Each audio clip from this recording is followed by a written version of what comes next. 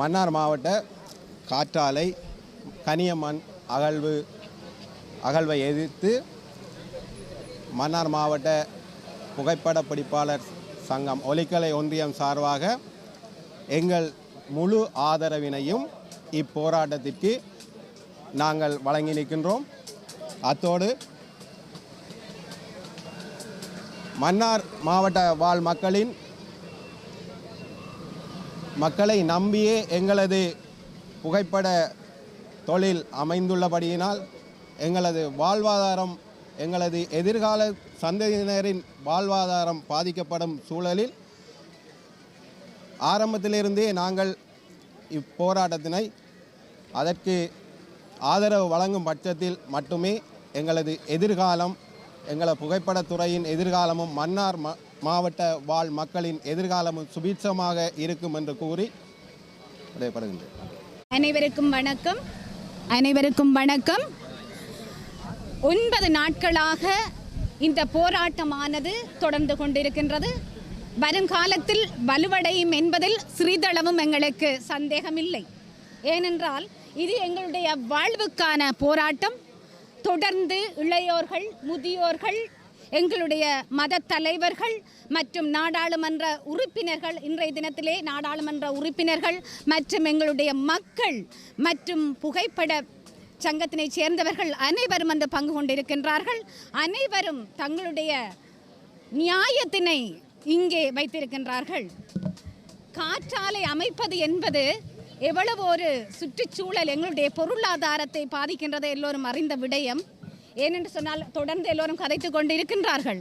ஆனால் இன்றைய தினத்திலே எவ்வளவு வெள்ளப்பெருக்கு, இந்த மன்னார் தீவினிலே எவ்வளவு ஒரு வெள்ளப்பெருக்கு என்பது நீங்கள் அறிந்ததே. இதனால் இன்னும் வரும் காலங்களில் எங்களுடைய மக்கள் வாழக்கூடிய ஒரு நிலையை இன்றைய அரசாங்கம் செய்து கொண்டிருக்கின்றது என்பதில் எள்ளளவும் சந்தேகமில்லை.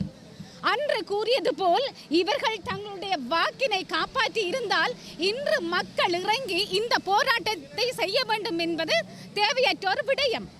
ஆகவே இதை அரசாங்கம் இதை கவனத்தில் நீங்கள் கொள்ள வேண்டும் என்று நாங்கள் கேட்டுக்கொள்கின்றோம். அடுத்ததாக பார்த்தீங்கன்னு சொன்னால் மண்வளம். இந்த மண்வளம் எதற்காக நீங்கள் எடுக்கின்றீர்கள்? எதை வளர்ப்பதற்காக நீங்கள் இதை செய்கின்றீர்கள்?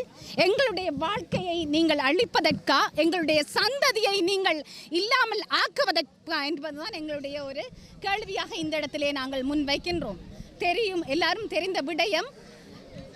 கடல் எந்த மட்டத்தில் இருக்கின்றது?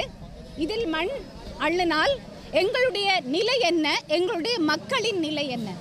ஆகவே அன்பார்ந்தவர்களே, உங்களிடம் நாங்கள் வேண்டி கேட்டுக்கொள்வது என்னவென்றால் உடனடியாக இந்த காற்றாலை திட்டத்தை நீங்கள் நிறுத்துங்கள். அத்துடன் இந்த மண் அள்ளக்கூடிய விடயத்தையும் நீங்கள் நிறுத்துங்கள். எல்லோரும் தெரியுமா உங்களுக்கு, இரவிலே நிறைய வாகனங்கள் வந்து போய் கொண்டிருக்கின்றது. அவர்களுடைய திட்டத்தினை செய்வதற்கு அவர்கள் செயல்பாடுகளை ஒரு பக்கம் செய்து கொண்டுதான் இருக்கின்றார்கள். ஆகவே இதை உடனடியாக நீங்கள் நிறுத்தாவிட்டால் இப்போர் இன்னும் வரும் காலத்தில் வரும் போராட்டம் வலுவடையும் என்பதில் சந்தேகம். வந்திருக்கிறான அனைவருக்கும் முதல் என் வணக்கத்தை தெரிவித்துக் கொண்டு நான் கீழியாங்குடியிருப்பு பங்கிலிருந்து சமூகம் தந்திருக்கிறேன். எங்களுடைய கிராமமானது மிக கடற்கரையொட்டிய கிராமத்தில் அமைந்திருக்கிறது. எங்களுடைய கிராமத்தை சுற்றி காற்றலையும் மண்ணகழ்வுக்கான ஏற்பாடுகள் நடந்து கொண்டிருக்கின்றது. இதனால எங்களுடைய மக்கள் பெரும் துன்பத்தை அனுபவித்துக் கொண்டிருக்கிறார்கள். இனி வரும் சந்ததிக்கு நாங்கள் இந்த அத்திப்பட்டி மாதிரி அழிந்து போகக்கூடிய சந்தர்ப்பங்கள் ஏற்பட்டு கொண்டே இருக்கிறது. ஏன்னா நாங்கள் எங்களுடைய கண்கூடாக அதை நான் கண்டு கொண்டே இருக்கிறேன். எனது கிளியங்குடியில் பங்கில் நான் ஒரு நடுக்குடா கிராமத்தை சேர்ந்தவள். கடல் தொழிலை நாங்கள் மெயினாக கொண்டார்கள். எங்களுடைய கிராமத்தில் மெயினாக இப்போ காற்றலை ஆரம்பித்து இருக்கிறார்கள் ஏற்கனவே. இதனால் எங்களுக்கு வருடம் வெள்ளத்தினால பெரும் பாதிப்பை நாங்கள் ஏற்படுத்தி கொண்டிருக்கிறார்கள்.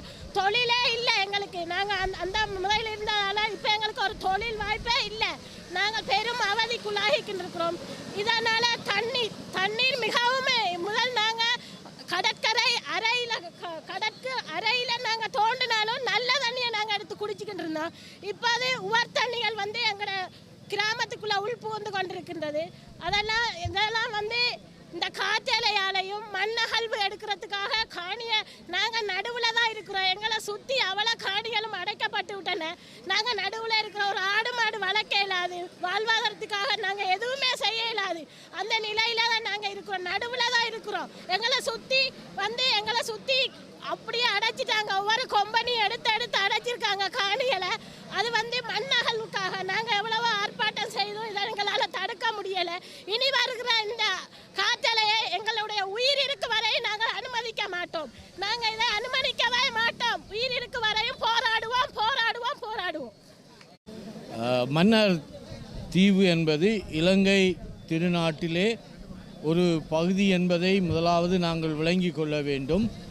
இந்த தீவிலே பல ஆயிரக்கணக்கான மக்கள் வாழுகிறார்கள் என்பதையும் ஏற்றுக்கொள்ள வேண்டும்.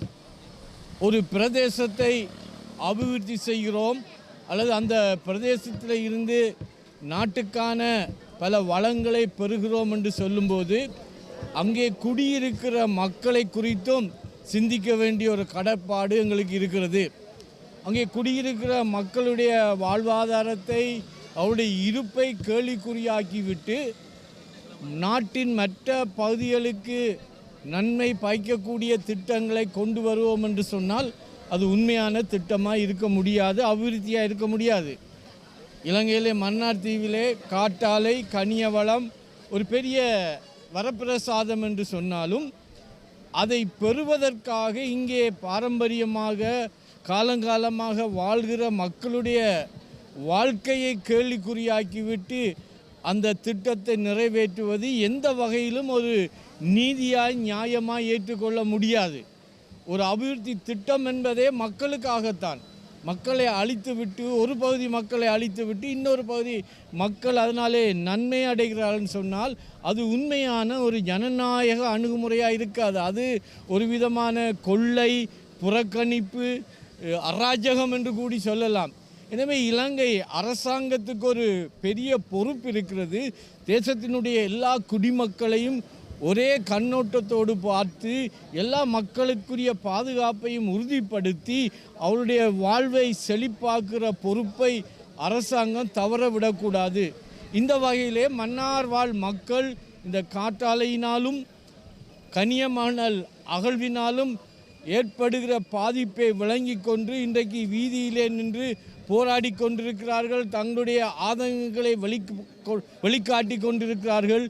இதை அரசாங்கம் புரிந்து கொண்டு நியாயமான தீர்வை கொடுக்காத பட்சத்திலே அது முழு நாட்டுக்கும் ஒரு சேதத்தை உண்டாக்கும். இலங்கையிலே வாழ்கிற மன்னார் பிரதேச மக்களுடைய அழிவை கண்டும் காணாமலும் இருக்குமாயிருந்தால் அரசாங்கம் அதுக்கு ஒரு காலத்திலே பதில் சொல்ல வேண்டும். கடந்த கால யுத்தங்களினாலே பாதிக்கப்பட்ட மக்களுக்கு இன்றைக்கு பதில் சொல்ல வேண்டிய ஒரு கடப்பாட்டில் இருக்கிற அரசாங்கம் மேலும் மேலும் போராட்டங்களை பிரச்சனைகளை கூட்டிக் கொண்டு போகாதபடி மன்னார் மக்களுடைய இந்த நியாயமான கோரிக்கையை கருத்திலே கொண்டு ஒரு நடவடிக்கை எடுக்க வேண்டும். மன்னார் மக்கள் என்ன கேட்கிறார்கள்? எங்களை வாழ விடுங்கள், எங்களுடைய இருப்பை கேள்விக்குறியாக்காதீர்கள், எங்களுடைய எதிர்கால சந்ததியை நாங்கள் வளமாக வாழ வைக்க எங்களுடைய பிரதேசத்தை அழிக்காதீர்கள் என்று தான் கேட்கிறார்கள்.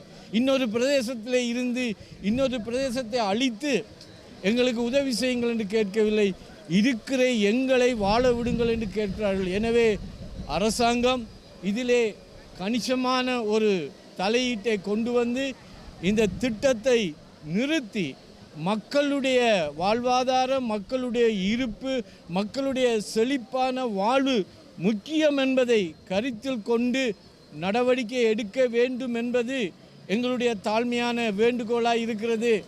உண்மையிலேயே நாங்கள் எல்லாரும் ஒரு இறை நம்பிக்கை உள்ள மக்கள் இறைவனிடத்திலே முறையிடும்போது இறைவன் மக்களுக்கு நீதி செய்கிறவராய் இருக்கிறார்.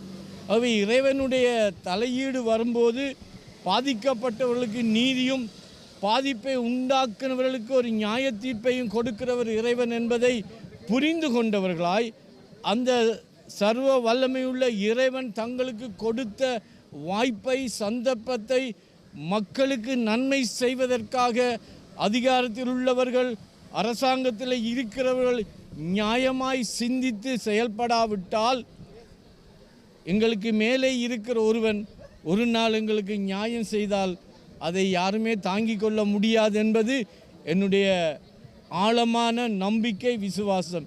எனவே இலங்கை அரசாங்கத்தை நாங்கள் மிகவும் மிகவும் தாழ்மையாக கேட்டுக்கொள்கிறோம். இந்த பிரச்சனையை விளங்கி கொண்டு ஒரு பக்க சார்பாக சுயநலமாக சிந்திக்காதபடி எங்கள் மக்களுடைய உண்மையான நிலைமையை புரிந்து இந்த கனியமணல் அகழ்வையும் காற்றாலை மின்சாரத்தையும் நிறுத்தி வேறு விதமான அபிவிருத்திகளுக்குள்ளே இந்த பிரதேசத்தில் செய்யக்கூடிய நியாயமான அபிவிருத்திகளை செய்து எங்களை வாழ வைப்பீர்கள் என்று நம்புகிறேன். நன்றி. அனைவருக்கும் வணக்கம். மன்னார் அனைவருக்கும் வணக்கம். மன்னார் தீவு இயற்கை எழில் கொண்ட கடல் வளம் நிறைந்த பல்லாயிரக்கணக்கான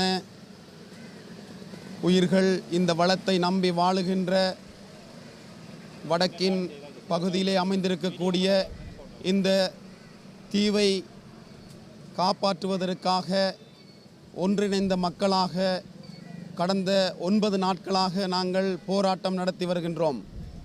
மன்னார் இன்று ஒரு பேசும் பொருளாக மாறியிருப்பதற்கான காரணம் என்னவென்று சொன்னால், இந்த மன்னார் தீவிலே இருக்கக்கூடிய மிக முக்கியமான கனியவள மண்.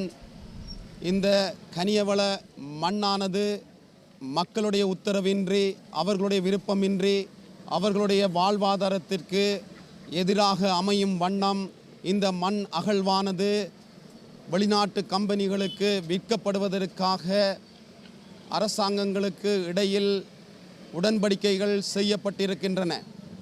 அந்த வகையிலே ஒரு சில ஆய்வுகள் சொல்லுகின்றன, மன்னார் தீவானது கடல் மட்டத்திலிருந்து மிகவும் குறைந்த ஒரு தாழ்வான பகுதியிலே இருக்கக்கூடிய ஒரு தீவாக இருக்கின்றது.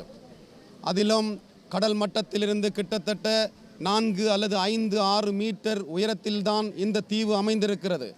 இன்னும் ஏராளமான இந்த புவியியல் பகுதிகள் கடல் மட்டத்திலிருந்து குறைந்த பகுதியிலே இருக்கிறது. ஆக டைட்டேனியம் என்று சொல்லக்கூடிய கம்பெனிகளுக்கு முன்னைய அரசாங்கங்களோ யாரோ எங்களுக்கு தெரியவில்லை, இந்த மன்னார் தீவிலே இருக்கக்கூடிய இந்த கனியவள மண்ணை 15 மில்லியன் லொரிகளிலே அள்ளி செல்லுவதற்கும், அதிலிருந்து பல்வேறு வகையான உதிரி பாகங்கள் இந்த ஆகாய விமானங்களுக்கும் இன்னும் ஏராளமான பொருட்களை தயாரிப்பதற்கும் பணங்களை அவர்கள் கொட்டி இந்த இடத்தை அவர்கள் வாங்கியிருக்கிறார்கள் என்று சொல்லப்பட்டிருக்கின்றது. கிட்டத்தட்ட 4 மீட்டர், 5 மீட்டர், 6 மீட்டர் அடி அளவிலே இந்த மண்ணானது அகலப்பட இருக்கிறது என்று சொல்லி சில தகவல்கள் எங்களுக்கு கிடைக்கின்றன. அப்படி இந்த மண் அள்ளப்படும் பொழுது, அகலப்படும் பொழுது இந்த தீவிற்கு என்ன நடக்கும்? இங்கே வாழுகின்ற பல்லுயிர் என்ன நடக்கும்? பல்லாயிரக்கணக்கான மக்களுடைய வாழ்வாதாரம், அவர்களுடைய உயிர், அவர்கள் எல்லோரையும் வெளியிலே திரட்டிவிட்டு இந்த தீவை நீங்கள் விற்பனை கூடமாக மாற்றப் போகின்றீர்களா?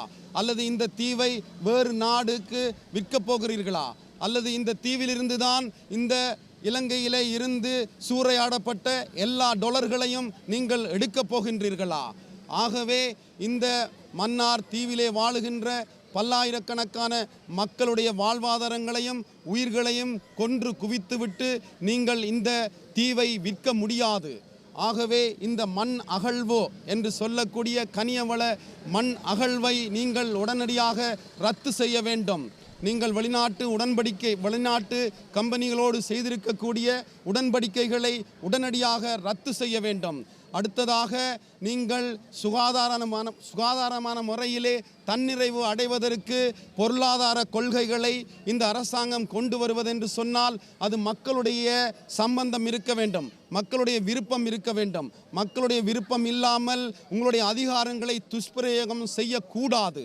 இது முக்கியமாக கண்டிக்கப்பட வேண்டிய ஒரு விடயமாக இருக்கின்றது. இன்னும் சொல்லப்போனால் காற்றாலை மின் உற்பத்தி என்று சொல்லக்கூடிய இயற்கையான இந்த மன்னாரிலே பெறக்கூடிய அதிகப்படியான காற்று விசையை பயன்படுத்தி நீங்கள் மின்சாரம் உற்பத்தி செய்கிறீர்கள். அதை நான் ஏற்றுக்கொள்கின்றேன். நானும் இந்த யுனைடெட் நேஷன்ஸ் என்வாயர்மெண்ட் அசம்பிளி என்று சொல்லக்கூடிய உலகளாவிய சுகாதாரத்துறை ஸ்தாபனம் அமைந்திருக்கக்கூடிய கென்யாவுடைய தலைநகரான நைரோபியின் கூட்டத்திலே நான் பங்கெடுத்திருக்கின்றேன்.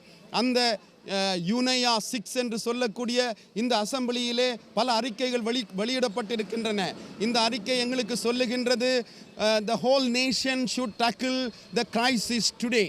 What is this crisis today? The triple planetary crisis. One of them is the climate change, and the second is the loss of biodiversity, and the third one is pollution. And therefore all the governments are requested by United Nations to tackle this problem. This is not a problem, this is a crisis in today's context. And therefore this present government as well as all the citizens of this country are responsible to safeguard the environment, because the environment is crying, the earth is crying, and therefore we the citizens are responsible to protect this land and the environment. ஆகவே இந்த காற்றாலைகளை ஏன் மன்னாரிலே நீங்கள் அமைக்க வேண்டும்? இந்த காற்றாலைகள் மூலமாக சுகாதாரமான மின் உற்பத்தி கிடைக்கிறது, அதை நான் ஏற்றுக்கொள்ளுகின்றேன். ஆனால் ஏன் மன்னாரிலே அதை நீங்கள் நாட்ட வேண்டும்? மன்னார் ஒரு சிறிய தீவு, 148 கிலோமீட்டர் பரப்பளவை கொண்ட இந்த தீவிலே மக்கள் அனைவரும் கடலை நம்பிதான் வாழுகின்றார்கள். கடலிலே கிடைக்கக்கூடிய உற்பத்தியை நம்பி வாழுகிறார்கள். இந்த காற்றாலைகளை நீங்கள் கடலோர பகுதியிலும் கடலுக்குள்ளும் நாட்டுகின்ற பொழுது எவ்வளவு ஆழத்திற்கு நீங்கள் தோண்ட வேண்டி இருக்கின்றது, எவ்வளவு மண்ணை நீங்கள் அகழ வேண்டி இருக்கின்றது. அந்த காற்றாலை, பிரமாண்டமான காற்றாலையிலிருந்து எவ்வளவு அதிர்வுகள் ஏற்படுகின்றது. கரையோரத்திலே நம்பி வாழுகின்ற மீன்பிடி மக்கள் எவ்வளவு பாதிக்கப்படுகிறார்கள். பாரம்பரியமான முறையிலே எங்களுடைய மக்கள் செய்கின்ற தொழில்களில் முக்கியமானவை கரவலை என்று சொல்லக்கூடியவை, சுப்புவலை என்று சொல்லக்கூடியவை, மாயவலைகள் என்று சொல்லக்கூடியவை. ஏழை மக்களுடைய வாழ்வாதாரமாக இருப்பது இன்றைக்கு மீன்கள் இல்லை. ஏன்? கரையோரங்களிலே நீங்கள் இது போன்ற காற்றாலைகளை நிலைநிறுத்தி அதிர்வுகளை ஏற்படுத்தி மீன்கள் முட்டையிடுவதற்கும் குஞ்சு பொரிப்பதற்கும் இனப்பெருக்கம் செய்வதற்கும் அவை வருவதும் கிடையாது. இந்த ஏழை மீன்பிடி தொழிலாளர்கள் அந்த மீன்களை இன்றைக்கு பிடிக்க முடியாமல் தங்களுடைய வாழ்வாதாரத்தை இழந்து குடும்பங்கள் கஷ்டப்பட்டு கொண்டு இருக்கின்றன. இதை ஏன் அரசாங்கம் உணர்வது இல்லை? ஆகவே இந்த காற்றாலை போன்ற சுகாதாரமான முறையிலே உற்பத்தி செய்யக்கூடிய மின்சாரம் உண்டு, அதை நாங்கள் ஏற்றுக்கொள்கிறோம். ஆனால் ஏன் கனியவள மண்ண அகழ்வையும் இந்த காற்றாலை ரெண்டையும் சேர்த்து இந்த மன்னார் சின்ன தீவிலே நீங்கள் நிறுத்தி ஏராளமான உயிர்களை நீங்கள் இன்று கொன்று குவிக்க இருக்கிறீர்கள் என்று எங்களுக்கு தெரியவில்லை. இந்த நாட்டிற்கு பொருளாதாரம் வேண்டும், பொருளாதார வளர்ச்சி வேண்டும். ஏன் முன்னைய அரசாங்கங்களே இருந்து இந்த பொருளாதார சீரழிவை கொண்டு வந்தவர்களிடம் இருந்து நீங்கள் கேள்விகளை கேளுங்கள், அந்த பணங்களை திருப்பி எடுங்கள், மன்னாரை அபிவிருத்தி செய்யுங்கள். மன்னாரை அபிவிருத்தி செய்வதற்கு எத்தனையோ விடயங்கள் இருக்கின்றன. ஒரு நல்ல ஆஸ்பத்திரி இருக்கின்றதா? ஒரு நல்ல ஒரு பல்கலைக்கழகம் இருக்கிறதா? மன்னார் மக்கள் அனைவரும் இந்த கடல்வாழ் உயிரினங்களை நம்பி வாழுகின்றார்கள் என்றால் ஏன் அப்படிப்பட்ட ஒரு படிப்பை கொண்டு வரக்கூடிய ஒரு பல்கலைக்கழகம், ஃபிஷரிஸ் அப்படி என்று சொல்லக்கூடிய பல்கலைக்கழகத்தை கொண்டு வர முடியாது? இது போன்ற எத்தனை இந்த மீன்பிடித்துறையை போய் பாருங்கள், எவ்வளவு காலமாக இப்படியே இருக்கின்றது. எத்தனை இடங்களிலே நீங்கள் டெவலப் பண்ணி கொடுத்திருக்கிறீர்கள், அபிவிருத்தி செய்து கொடுத்திருக்கிறீர்கள். இந்த இடத்தை அபிவிருத்தி செய்யுங்கள், அந்த மீன்பிடி துறையை அபிவிருத்தி செய்யுங்கள். எவ்வளவு இடங்கள் இருக்கிறது அபிவிருத்தி செய்வதற்கு? அபிவிருத்தி என்ற பெயரிலே டாலரை கொள்வனவு செய்கின்ற என்ற பெயரிலே, தன்னிறைவு பொருளாதார கொள்கையை அடைகின்ற என்ற பெயரிலே நீங்கள் அப்பாவி மக்களுடைய வாழ்க்கையை, நீங்கள் வாழ்வாதாரத்தை இன்றைக்கு நீங்கள் சீரழிப்பதற்காக இந்த மண் அகழ்வையும் இந்த காற்றாலைகளையும் நீங்கள் நிறுவி அந்த மக்களுடைய அமைதியான சூழல், நல்ல சூழல் நிறைந்த வாழ்க்கையை நீங்கள் சீரழிக்க இருக்கிறீர்கள். ஆகவே இந்த நேரத்திலே இந்த அரசாங்கத்திற்கு, இந்த அரசாங்கத்தினுடைய ஜனாதிபதிக்கு, இந்த அரசாங்கத்திலே இருக்கக்கூடிய மின்துறை அமைச்சருக்கும் நாங்கள் பணிவாக சொல்லிக்கொள்வதும் வேண்டிக் கொள்வதும் என்னவென்று சொன்னால், உடனடியாக இந்த 2 விடயங்களையும், இந்த 2 தன்னிறைவு பொருளாதார செயல் திட்டங்களையும் நீங்கள் முடிவுக்கு கொண்டு வர வேண்டும், நிறுத்த வேண்டும். அப்போதுதான் இந்த மக்கள் அமைதியான முறையிலே வாழ முடியும். அமைதியாக தங்களுடைய தொழில்களை செய்து அவர்கள் சந்தோஷமாக ஒரு சூழல் நிறைந்த ஒரு கலாச்சாரத்திலே, ஒரு இடத்திலே அவர்கள் வாழக்கூடியதாக இருக்கும். இது தொடர்ந்து கொண்டு வரப்பட்டு கொண்டே இருக்கும் என்று சொன்னால், இந்த அபிவிருத்தி திட்டமானது வெளிநாட்டு கம்பெனிகளோடு தொடர்ந்து உடன்படிக்கை செய்து பட்டுக்கொண்டே இருக்கும் என்று சொன்னால், இங்கே வாழுகின்ற பல்லாயிரக்கணக்கான மக்கள் எல்லோரும் ஒன்று சேர்ந்து தொடர்ச்சியாக இந்த போராட்டத்திலே ஈடுபட்டே கொண்டே இருப்பார்கள். நான் ஒரு ஆன்மீகத்தை சேர்ந்த அல்லது ஒரு துறவியாக இருந்தாலும், கிளரிஷியன் சபை இந்த துறவியாக இருந்தாலும், இந்த உண்மைக்கும் இந்த நீதிக்கும் நானும் குரல் கொடுத்து கொண்டே தான் இருப்போம். I will also raise my advocacy against this injustice done to this island Mannar, and therefore I request His Excellency President Anurukumara Tissanayake, please consider the situation of Mannar today, and we, the people of Mannar, request you to interfere in this matter and stop all the projects. That is to say the wind power turbines as well as the sand mining, which is going to be very dangerous to this island, and therefore we request you humbly to consider our situation and stop all these projects. We will support you in all the matters, in all the actions that you initiate in order to develop this land. But in the name of development, we cannot allow these two projects, which is going to be very dangerous to this island within short period of time. Maybe in 10 years, this island will be eradicated. Thank you very much. God bless you. அனைவருக்கும் வணக்கம். நாங்கள் கீழியங்குடியிருப்பு பங்கு, பாவல் பட்டாங்கட்டி குடியிருப்பு, கவையங்குடியிருப்பு, நடுக்குடா, துள்ளு குடியிருப்பு, கட்டுக்காரங்குடியிருப்பு போன்ற கிராமங்கள்லேருந்து வந்திருக்கிறோம். என்னென்னா எங்களுக்கு சும்மா சாதாரணமாக மழை பெஞ்சாலே 3 மாதமாகும் பத்துறதுக்கு. எங்களோட காணிக்கு பக்கத்துலாம் கனிய மகள் அளவு செய்ய போகிறாங்க. இந்த ஃபேன் பூட்டைக்குள்ளே சொன்னாங்க ஒரு ஃபேன் பூட்டுன்னா பல நூற்றுக்கணக்கான குடும்பங்களுக்கு கரண்ட் கிடைக்கும். ஒருக்கா சுற்றுறதுல பல வீடுகளுக்கு கரண்ட் கிடைக்கும். ஆனால் இப்போ தான் தெரியுது எங்களுக்கு என்னென்னா அது ஒரு ஃபேன் எத்தனை பேர் தலையெழுத்தை மாற்றி இருக்குது, எத்தனை பேர் பாதிக்கப்பட்டிருக்கிறாங்க, ஒருக்கா சுற்றுறதுக்கு ஒருக்கா எவ்வளோ பேர் பாதிக்கப்படுறாங்க. இன்றைக்கு மீனவர்கள் கரவலை செய்து கொண்டு வந்தார்கள். இன்றைக்கு பல பேர் கரவலையை குமிச்சு போட்டு ரோட்டு வழியை தெரிகிறாங்க தொழில் இல்லாமல். இந்த கனியமண் அகழ்வுன்றது எங்களோட வீட்டுக்கு பக்கத்தில் தான் அடுத்த காணிக்கலான் இருக்குது. இரவாக பார்த்தா வாகனங்கள் போகுது. இது போய்கொண்டிருக்கு. எங்களோட ஜனாதிபதி அவர்களுக்கு நான் தாழ்மையாக ஒரு கண நேரம் கைக்க விரும்பல ஒரு சின்ன வேண்டுகோள். அவர் மன்னாருக்கு வார நேரம் பெரிய கூடாரம் அடித்து எங்களுக்கு கூல்ட்ரிங்க்ஸ் எல்லாம் தந்து எங்களுக்கு வாக்குறுதி தந்தார். நான் இந்த கனியமண் அகழ்வையும் இந்த காற்றாலையும் நிப்பாட்டுவேன். ஆனால் இப்போ சொல்கிறேன்டா அதுக்கும் தனக்கும் சம்பந்தம் இல்லையென்று. அப்போது அந்த வாக்குறுதி அவர் எங்களுக்கு தந்திருக்க தேவையில்லை. நாங்கள் அவரை வெகு விரைவாக ஆசைப்பட்டோம். அவர் வரணும், ஜனாதிபதி எங்களுக்கு நிறைய சேவை செய்வார் என்று. இன்றைக்கு கூடாரம் அடித்து எங்களை அவர் பிரச்சாரத்துக்கு எங்களை அழைத்தவர். இன்றைக்கு ரோட்டில் வந்து இவ்வளோ பேர் இருக்கிறோம். எங்களுக்காக இல்லை, எங்களோட பிள்ளைகள், எங்களோட எதிர்காலங்களை நம்பி, எங்களை தொழிலாளர்களை நம்பி நாங்கள் வந்திருக்கிறோம். தாழ்மையுடன் கேட்டுக்கொள்கிறோம் திருப்பி எங்களோட நாட்டு ஜனாதிபதி கௌரவ அவர்களே, இது நீங்கள் உடனடியாக நிறுத்தி மென்மேலும் இதுகளை நீங்கள் தொடர விடாமல் எங்கள் மன்னார் மக்களை வாழ்கிறதுக்கு வழிவகுத்து எங்களோட பிள்ளைகளையும் எங்களையும் நிம்மதியாக இந்த சுற்றுச்சூழலுக்கு வாழ இது புரியுமாறு கேட்டுக்கொள்கிறேன். உங்களை மீண்டும் தயவுடன் எங்கள் சார்பு மக்கள், மன்னார் தீவு மக்கள் சார்பாக கேட்டுக்கொள்ள உடனடியாக இதை நிறுத்தி எங்களை நிம்மதியாக வாழ வைக்கும்படி கேட்டுக்கொள்வேன். நன்றி. இந்த மன்னார் தீவிலே நடைபெறுகின்ற மண் அகழ்வு நடவடிக்கைகளுக்கும் இந்த காற்றாலை நடவடிக்கைகளுக்கும் எதிராக போராடுகின்ற இந்த மக்களுடைய போராட்டத்திலே கலந்து கொண்டு எங்களுடைய முழு பூரண ஆதரவையும் வழங்குவதற்கு இங்கு வந்திருக்கின்றோம். இந்த மன்னார் மாவட்டத்தையும் குறிப்பாக மன்னார் தீவையும் குறிவைத்து இந்த மண்ணினுடைய வளங்களை சூறையாடுகின்ற வகையிலேயும் அத்தோடு இந்த மண்ணிலே அந்த நடவடிக்கைகள் மேற்கொள்ளப்படுகின்ற பொழுது இந்த மண்ணிலே தொடர்ந்தும் மக்கள் வாழ முடியாத ஒரு நிலைமையை உருவாக்குவதற்கும் போர் முடிவடைந்து 2009க்கு பிற்பாடு மாறி வந்த ஒவ்வொரு அரசாங்கமும் செயல்படுவதற்கு திட்டங்களை வகுத்து வந்திருக்கின்றன.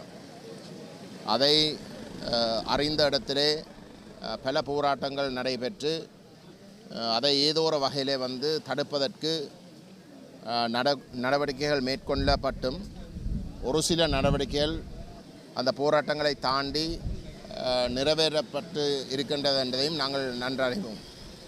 ஆனால் இன்றைக்கு இந்த மண்ணகழ்வு செயல்பாடுகளும் அத்தோடு இந்த காற்றாலை செயல்பாடுகளும் இதுவரைக்கும் இல்லாத அளவுக்கு பாதிப்புகளை ஏற்படுத்தக்கூடிய அளவுக்கு இந்த அரசாங்கங்கள் திட்டமிட்டு இருக்கின்றது என்பதை நாங்கள் பலமாக வெளிக்கொண்டு வந்து இந்த திட்டங்களை முறிச்சே ஆகணும் என்ற அடிப்படையில் எடுக்கின்ற அனைத்து செயல்பாடுகளிலையும் எங்களுடைய அமைப்பும் மனித உரிமை செயற்பாட்டாளர்கள் அனைவரும் இதில் முழுமையாக ஒத்துழைக்க வேண்டும் என்ற ஒரு கோரிக்கையும் நாங்கள் முன்வைக்க விரும்புகின்றோம். ஒரு அரசும் ஒரு அரசாங்கமும் மக்களுக்காக இருக்கணுமே தவிர மக்களுடைய வளங்களும் மக்களுடைய மண்ணும் சொத்தும் அரசுகளுக்கும் அரசாங்கங்களுக்கும் இருக்க முடியாது. இன்றைக்கு இந்த மண்ணை அழிக்கின்ற இல்லாட்டி இந்த மக்களுடைய இருப்பை முற்றுமுழுதாக அழிக்கக்கூடிய செயல்பாடுகளை எடுத்து பார்த்தால் அவை அனைத்தும் வடகிழக்கை குறிவைத்து தமிழர் தாயக நிலப்பரப்பை குறிவைத்துத்தான் முன்னெடுக்கப்படுகின்றன. அதுக்கு ஒரு காரணம் இருக்கின்றது. அந்த வடகிழக்கு தமிழர் தாயக நிலப்பரப்பிலே வாழுகின்ற மக்களுக்கு பொறுப்பு கூற தேவையில்லாத ஒரு அரசாங்கமும் இருக்கின்ற பொழுது அந்த மக்களும் அந்த மக்களுடைய மண்ணையும் இருப்பையும் அழிக்கின்ற செயல்பாடுகள் முன்னெடுக்கிறதுல அவர்களுக்கு எந்த விதமான தயக்கமும் இருக்க போவதில்லை.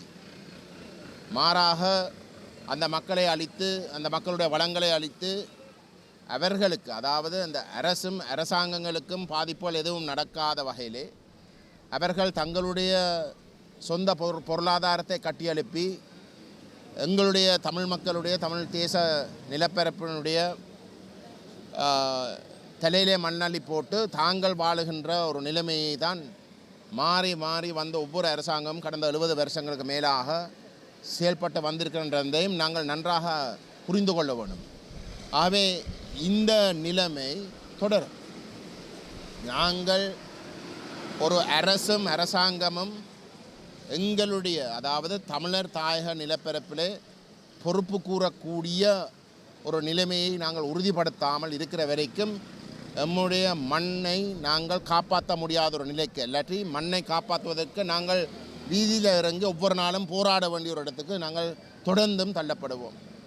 அதனால தான் நாங்கள் மிக தெளிவாக சொல்லுகின்றோம், இன்றைக்கு இந்த நாட்டிலே வெறுமனே சிங்கள பௌத்தர்களுக்கு மட்டும் ஆட்சி அதிகாரத்தை வழங்குகின்ற ஒற்றை ஆட்சி முறையை நிராகரித்து தமிழர் தாயகத்திலே வாழுகின்ற அந்த மக்களுக்கு பொறுப்பு கூறக்கூடிய ஒரு தமிழ் அரசொண்டு எங்களுடைய மண்ணிலே ஆளுகின்ற ஒரு நிலைமையை உறுதிப்படுத்தாமல் நாங்கள் இந்த சரிவை தடுக்க முடியாது. அதில் எங்களுடைய மக்கள் தெளிவாக விளங்கி கொள்ளணும். மன்னாரில் போராட்டம் நடக்கின்றது, செம்மணி தொடர்பாக யாழ்ப்பாணத்தில் போராட்டம் நடக்கின்றது, காணாமலாக்கப்பட்டோருடைய போராட்டம் 7 மாவட்டங்களில் நடக்கின்றது. இந்த அனைத்து போராட்டங்களும் தனித்தனியாக நடைபெறுவதற்கான காரணம் எங்களுடைய மக்களுடைய பிரச்சனைகள் தீர்க்கப்படாமல் அதிகரித்து கொண்டு வருகின்ற காரணத்தினாலே தான் நாங்கள் போராட வேண்டி இருக்கின்றது. ஆகவே இந்த தனித்தனி போராட்டங்கள் நடைபெற்று கொண்டு இருப்பதை விட நாங்கள் ஒருங்கிணைத்து இது அனைத்துக்கும் ஒரு முற்றுப்புள்ளி வைக்கக்கூடிய, அனைத்துக்கும் ஒரு தீர்வு கொடுக்கக்கூடிய ஒரு விடயத்திலே மிகவும் இறுக்கமாக இணங்க வேணும் என்றதான் இந்த காலகட்டத்தின கட்டாயம். அது இந்த பொறுப்பு கூறல் என்ற விஷயம் எங்களுடைய, நாங்கள் தெரிவு செய்கின்ற எங்களுடைய சொந்த ஒரு அரசாங்கம் உருவாக்குகின்ற ஒரு நிலையிலே அந்த அரசாங்கம் எங்களுக்கு நேரடியாகவே பொறுப்பு கூறக்கூடிய ஒரு நிலைமையை உறுதிப்படுத்துவதன் ஊடாக மட்டும்தான் நாங்கள் அதை தடுக்கலாம். அந்த வகையில் தான் எங்களுடைய இந்த போராட்டத்தை நாங்கள் முழுமையாக ஆதரிக்கிறோம். நாங்கள் அதை பலப்படுத்துவதற்கு தமிழ் தேசிய மக்கள் முன்னணியும் தமிழ் தேசிய பேரவையும் எங்களுடைய பூர்ண ஆதரவையும் வழங்குறதுக்கு தயாராகவும் இருக்கிறோம். அதே போன்று இங்கே போராடுகின்ற அனைவரும் ஒருங்கிணைத்த ஒரு வேலை திட்டத்துக்குள் இந்த போராட்டங்கள் தொடர்ந்தும் ஒவ்வொரு நாளும் பாதிக்கப்படுகின்றவர்கள் வீதியில் இறங்க வேண்டிய ஒரு தேவையில்லாத ஒரு நிலைமையை உருவாக்குவதாக இருந்தால் இந்த ஒற்றையாட்சியை நிராகரித்து எங்களுடைய ஒரு சுயாட்சியை உறுதிப்படுத்துவதன் ஊடாக மட்டும்தான் அதை நாங்கள் அடையலாம் என்றதை விளங்கி கொண்டு நாங்கள் இதை தாண்டின ஒரு வேலை திட்டத்துக்குள்ளே போகணும் என்றும் இந்த போராட்டத்தை ஒழுங்கு செய்த அனைவருக்கும் நான் கேட்டுக்கொள்ள விரும்புகிறேன். நன்றி. இரவு நேரங்களில் இந்த காற்றாலைக்குரிய சாமான்களை கொண்டு போய் கொடுத்துருக்காங்க. அரசு ஒரு பக்கம் இன்னொரு முகத்தையும் இங்கே அரசு அதிகாரிகளுக்கு மக்களுக்கு இன்னொரு இதையும் காட்டிக் கொண்டிருக்கிறதா சொல்லப்படுது. இது சம்பந்தமாக உங்களுடைய கருத்து என்ன? இந்த காற்றாலை வேலை திட்டம் உடனடியாக நிப்பாட்டப்பட வேணும் என்ற அடிப்படையிலே கொழும்புல பாராளுமன்றத்தில் அனைத்து வடகிழக்கை பிரதிநிதித்துவப்படுத்துகின்ற அனைத்து தமிழ் முஸ்லீம் பாராளுமன்ற உறுப்பினர்கள் கூட கையொப்பமிட்டு நாங்கள் ஜனாதிபதிக்கு அவசரமாக ஒரு சந்திப்பை மேற்கொள்வதற்கு கேட்டிருக்கின்றோம். அது மட்டுமல்லாமல் போன கிழமை இந்த காற்றாலை தொடர்பான உரிய அமைச்சரோடையும் பாராளுமன்றத்தில் நான் நினைக்கிறேன் இங்கே இருக்கக்கூடிய சிவில் பிரஜைகள் அமைப்புகள் இணைந்து ஒரு சந்திப்பு நடைபெற்றிருக்கின்றது. அந்த சந்திப்பில் ஒரு சில வாக்குறுதிகள் கொடுப்பட்டது. நான் அந்த சந்திப்பில் கலந்து கொள்ள முடியவில்லை. நான் ஒரு சில வாக்குறுதிகள் வந்து கொடுப்பட்டது. அதனுடைய மிக முக்கியமான ஒரு வாக்குறுதி இந்த விடயம் சம்பந்தமாக, இந்த காற்றாலயம் இந்த மண்ணகழ்வு சம்பந்தமாக ஜனாதிபதியுடன் பேசி ஒரு இணக்கப்பாடு வர வரைக்கும் அனைத்து நடவடிக்கைகளும் வந்து நிப்பாட்டப்படும் என்ற ஒரு வாக்குறுதி வழங்கப்பட்டிருந்தது. அதை மீறி நடைபெறுவதாக இருந்தால் அதை தடுப்பதற்கு பூரண உரிமையும் இந்த மக்களுக்கு இருக்கின்றது. அவர்கள் எந்த ஒரு இடத்திலையும் வந்து அந்த வாக்குறுதி மீறப்பட்டு முன்னெடுக்கப்படுகின்ற நடவடிக்கைகளை வந்து தடுக்கிறதுக்கு வந்து அவர்கள் எந்த விதத்திலையும் வந்து பயப்பட தேவையில்லை.